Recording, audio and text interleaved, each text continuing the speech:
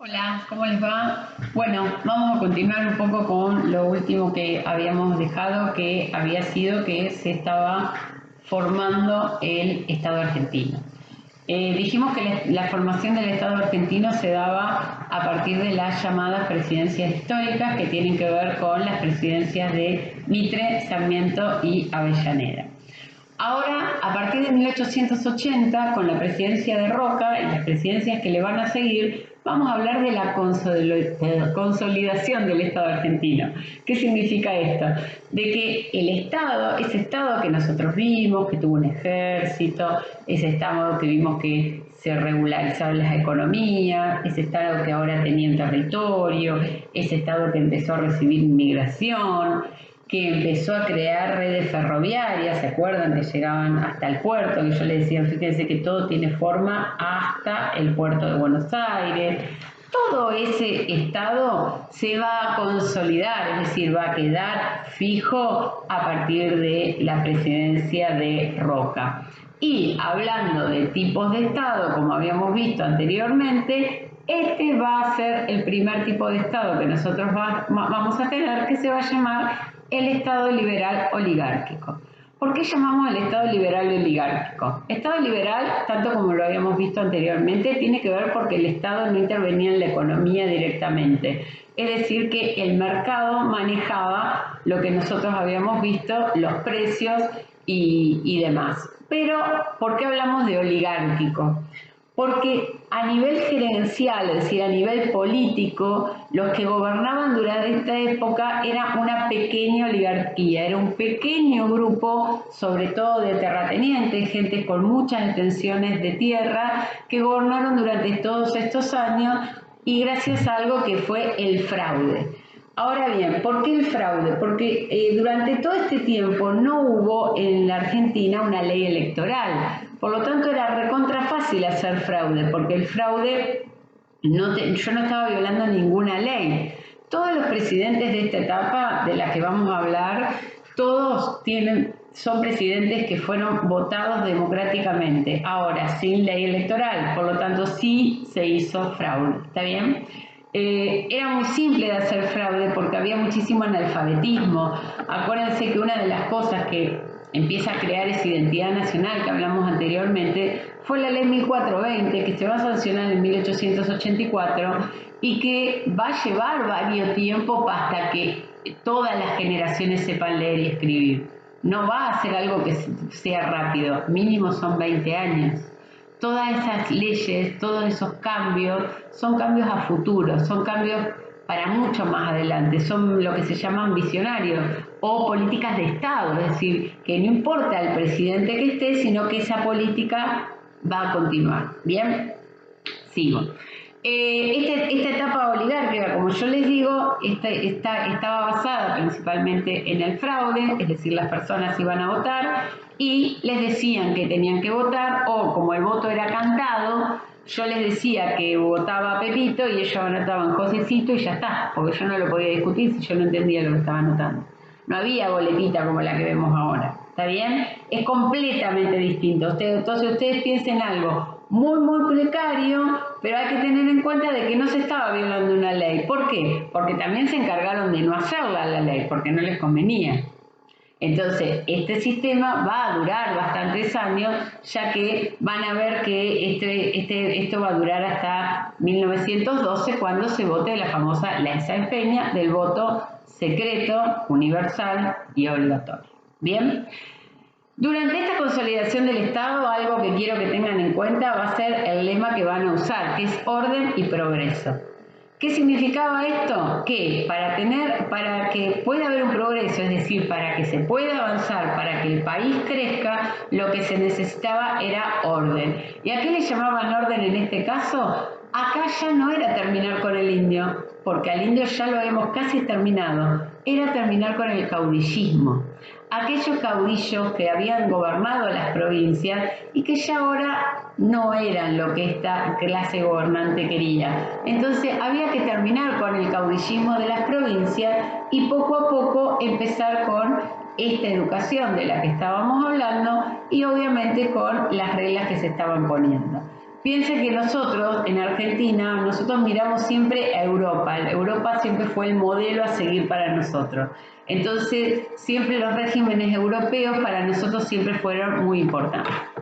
Bien, durante este Estado liberal oligárquico vamos a tener otro Estado liberal, pero que lo vamos a llamar Estado liberal democrático. O sea, que ese primer Estado liberal que vimos anteriormente en el otro capítulo, que pusimos todas las características, concuerda con este Estado que vimos primero, que es el oligárquico, y concuerda con el que vamos a ver ahora, que es el democrático. ¿Cuál es la diferencia? Que en este Estado liberal democrático lo importante va a estar dado con que se va a poder votar, la ciudadanía va a poder votar gracias a esa ley Sáenz Peña de la que estuvimos hablando. Esta va a ser la etapa de lo que se va a llamar los gobiernos democráticos o los gobiernos radicales, que van a estar encarnados por los presidentes Irigoyen, Alvear, y luego 2 años de Irigoyen hasta que llega lo que nosotros conocimos como nuestro primer golpe de Estado, que fue el golpe de Estado que le hicieron al doctor Hipólito Yrigoyen en 1930. ¿Bien? Hasta ahí más o menos es lo que viene. Hay que entender claramente de que este Estado liberal democrático va a tener una crisis muy fuerte que obviamente está acompañada con el golpe de Estado que yo les hablo, pero que viene de la mano con la caída de la bolsa de Wall Street, ¿sí? En el año 29, que va a cambiar todas las cosas.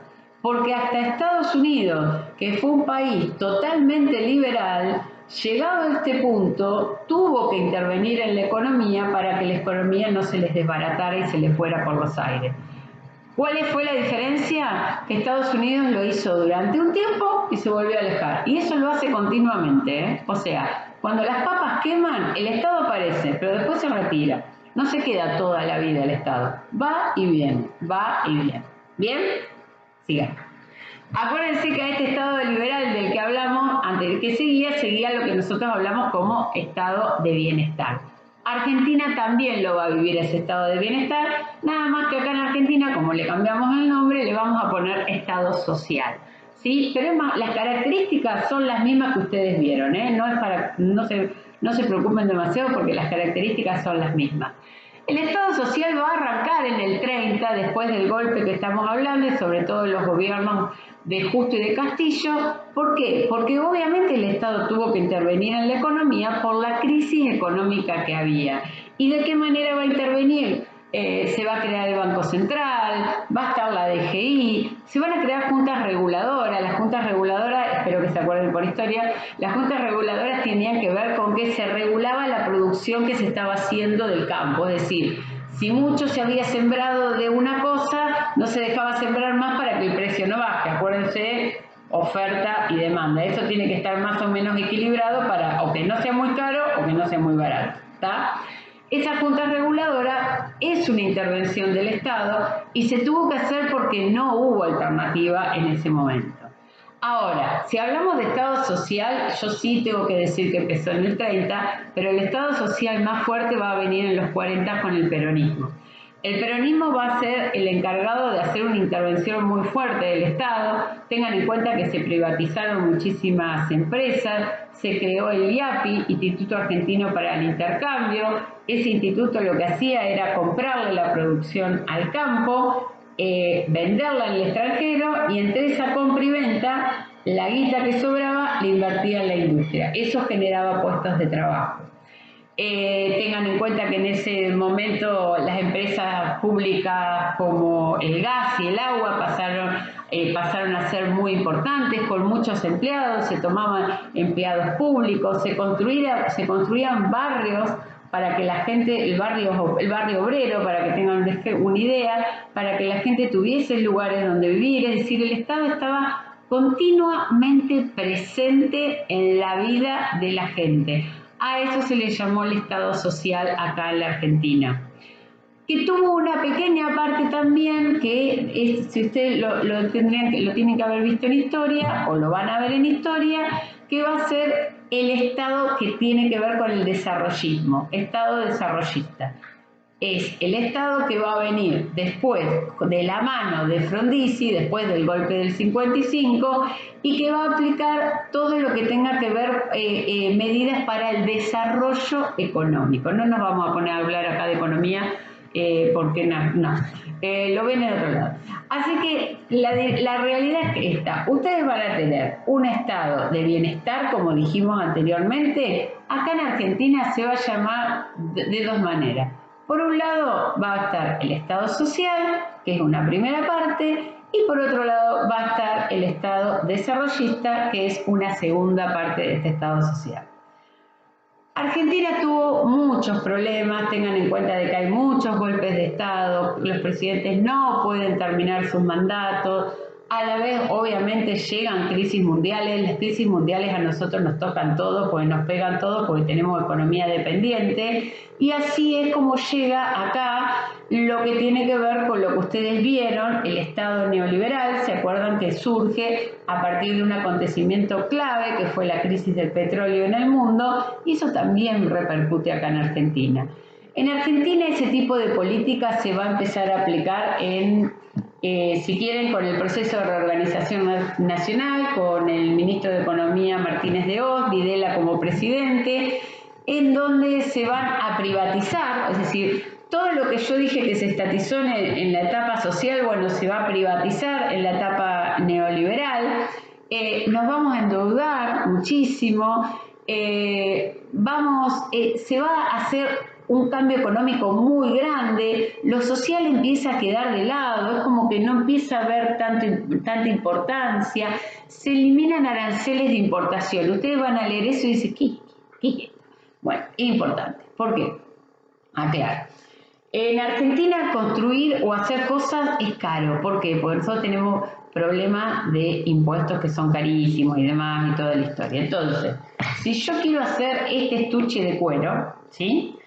Yo lo hago, vamos a suponer, acá en Argentina y me sale 100 pesos. ¿Está bien? Ahora, ¿para cuánto fabrico yo acá en Argentina? ¿Para 40 millones de argentinos? Perfecto. En Brasil, hacer esto es mucho más barato. ¿Por qué? Porque yo fabrico para 100 millones. Por lo tanto, los costos bajan. Entonces, si yo no le pongo un arancel a lo que viene de afuera, lo de afuera siempre va a ser más barato que lo de acá y el de acá se muere de hambre. Entonces, hay que crear ventajas para todo. Es decir, si el de acá le cobramos mucho y no puede fabricar, cobrémosle menos, así fabrica y puede vivir. Bien. El de afuera, si vos le cobrás todos los impuestos que tiene que cobrar, lo que hace es igualarlo con el de acá. Ahora, si a vos te gustan las políticas neoliberales, vas a estar totalmente de acuerdo con que entren cosas de afuera más baratas. No te va a importar que el que fabrica el estuche que yo te acabo de mostrar se va a fundir. Eso es una ideología y cada uno tiene derecho a pensar lo que quiere. ¿Está claro? Acá no hay buenos ni malos. Lo que sí yo puedo decir, como profesora de historia, es decirle que este sistema para nosotros fue malísimo.